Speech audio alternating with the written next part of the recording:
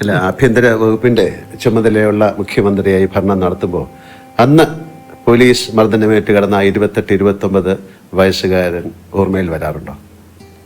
കാര്യം ശരീരത്തിലെ മുറിവിനേക്കാൾ വലിയ പോറലുകൾ അന്ന് മനസ്സിലേറ്റിട്ടുണ്ടെന്ന് നിങ്ങൾക്കറിയാം. ആ മാനസികാവസ്ഥ ഇന്ന് തിരിഞ്ഞു നോക്കുമ്പോൾ എങ്ങനെയാണ് അങ്ങ് വിലയിരുത്തുന്നത്? അല്ല, അത്തരം ഒരവസ്ഥ ഉണ്ടാകാതിരിക്കുക എന്നുള്ളതാണ് പൊതുവിൽ ഞാൻ ആഗ്രഹിക്കുന്നത്. അതുകൊണ്ട് തന്നെ ലോക്കപ്പിലുള്ള മർദ്ദനത്തോട് ഒരു ദയയും കാണിക്കാറില്ല. അത്തരം ഉദ്യോഗസ്ഥരോട് കടുത്ത സമീപനം സ്വീകരിക്കുന്ന നിലയാണ് സ്വീകരിച്ചു പോകാറ്.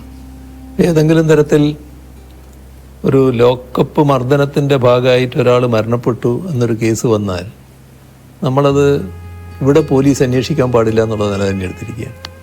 അത് ഉടനെ CBIക്ക് കൊണ്ടുവന്നതാണ്. കാരണം ഇവിടുത്തെ ഏജൻസി തന്നെ അന്വേഷിക്കാൻ പാടില്ല എന്ന നിലപാടാണ് എടുത്തിട്ടുള്ളത്. അത് ആ നില തന്നെ സ്വീകരിച്ചു പോവുകയാണ്. അതെല്ലാം ഇതിൻ്റെ ഭാഗം തന്നെയാണ്. അത് നിസ്സഹായരായ മനുഷ്യനെ ക്രൂരമായി മർദ്ദിക്കുന്നതിനോട് ഒരു തരത്തിലും യോജിക്കാനാവില്ല.